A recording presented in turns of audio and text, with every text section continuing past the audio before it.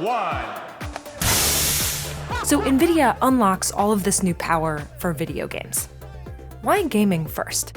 The video games requires parallel processing for processing 3D graphics. And we chose video games because, one, we loved the application. It's a simulation of virtual worlds, and who doesn't want to go to virtual worlds? And we had the good observation that video games has potential to be the largest market for entertainment ever. And it turned out to be true. And having it being a large market is important because the technology is complicated. And if we had a large market, our R&D budget could be large. We could create new technology. And that flywheel between technology and market and greater technology was really the flywheel that got Nvidia to become one of the most important technology companies in the world. And it was all because of video games. I've heard you say that GPUs were a time machine. Yeah. Could you tell me more about what you meant by that?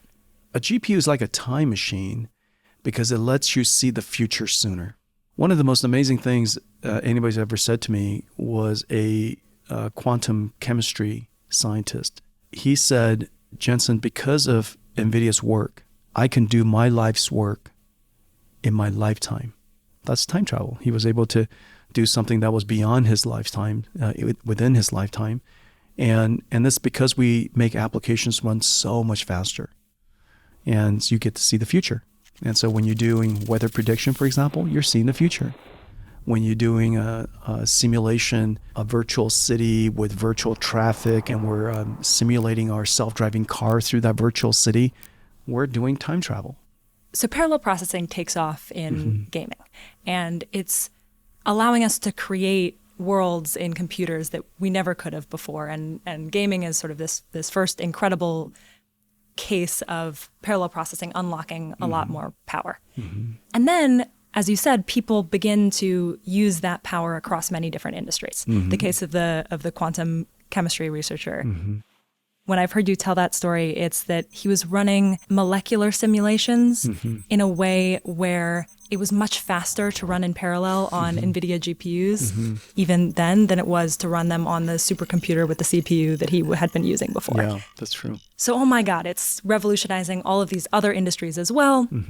It's beginning to change how we see what's possible with computers.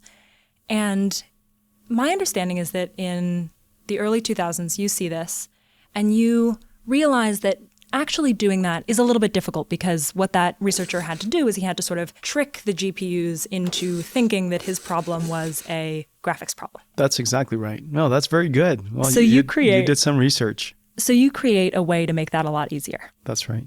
Specifically, it's a platform called CUDA, which lets programmers tell the GPU what to do using programming languages that they already know, like C. And that's a big deal because it gives way more people easier access to all of this computing power. Could you explain what the vision was that led you to create CUDA? Partly researchers discovering it, partly internal inspiration, and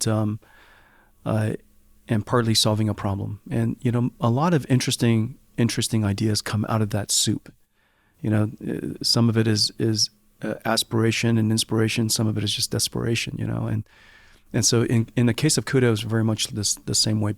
And probably the first external ideas of using our GPUs for parallel processing emerged out of some interesting work in medical imaging.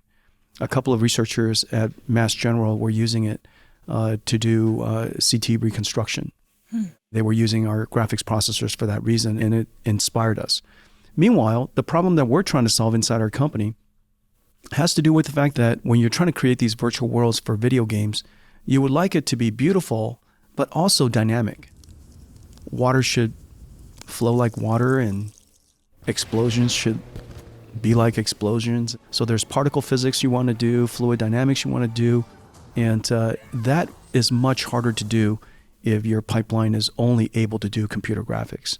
And so we have a natural reason to want to do it in the market that we were serving. So researchers were also horsing around with using our GPUs for general purpose acceleration.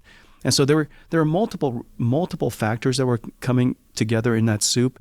When the time came, and we decided to do something proper and create a CUDA as a result of that. Fundamentally, the reason why I was certain that CUDA was going to be successful, and we put the whole company behind it, was because fundamentally, our GPU was going to be the highest volume parallel processors built in the world because the market of video games was so large. And so this architecture has a good chance of reaching many people.